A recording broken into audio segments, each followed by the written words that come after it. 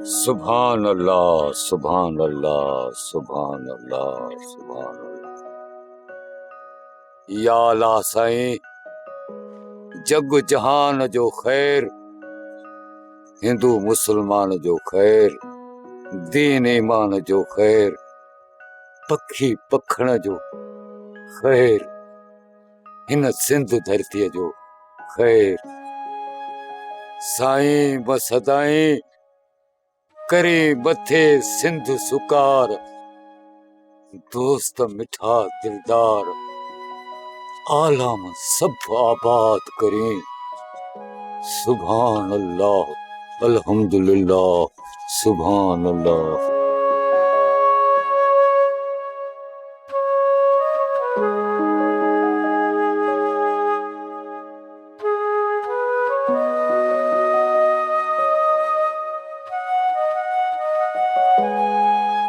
बाबा गुंगे जलाए दुआ घुरजाए, ॾाढी तकलीफ़ में आहे। हाँ दिया, वो बाझवारो आ, बाझवारो ही बाझ कंदो। अचे तो हिन सच्चे साईं खे खणी संदूक में वञी रख, अदब सां ॼाणे अचे ही वञ। बिस्मिल्लाह, बिस्मिल्लाह। सुभान अल्लाह, सुभान अल्लाह, सुभान अल्लाह।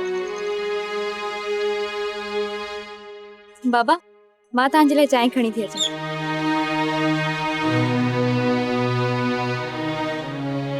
कल खां वठी मूं कुझु खाधो पीतो ई न आहे, न ई मूं अखि ॿुटी आहे। सच पुछो त मूं पंहिंजो पाण ते खाधो पीतो ऐं निंड हराम करे छॾी आहे। तूं हुकुम कर साले के ॾियूं बि सख़्तियूं हुजनि, असां तोसां गॾु आहियूं। सालिया भाउ, तुंहिंजे लाइ असांजी जान बि हाज़ुर आहे। न रबला, न मां कॾहिं बि पंहिंजी बाहि में तव्हांखे कोन ॾिठोसि। बाक़ी रही इन्हनि जी ॻाल्हि त इन्हनि लाइ 100 ॼणा हुजनि त उन्हनि लाइ मां अकेलो काफ़ी आहियां। साले शेरोज़ ख़ान तोॾे न्यापो कयो आहे त कंहिं बि मदद जी ज़रूरत हुजे त बिना खुटके हलियो अचां। महिरबानी न डेरे सची जो हुन मूंखे न्यापो कयो, पर मां पंहिंजी दुश्मनी जे बाहि में कंहिं ॿिए खे ॿारनि ठाहिणु नथो चाहियां। साले शेरोज़ ख़ान जे हथ विझण सां तुंहिंजी ताक़त ॾहूण थी वेंदी ऐं पुट जे करे ख़ान बहादुर खे तुंहिंजो साथ ॾियणो पवंदो। ऐं तोखे ख़बर आहे जेकर ख़ान बहादुर फिरोज़ ख़ान सचो थी पवे त पोइ सरदार बिजार ख़ान जी छा औकात आहे। सही तो चई तूं रबा, सही तो चई, पर मां चाहियां थो त पहिरियों मां पंहिंजे ॿाहुनि जो बल आज़मायां।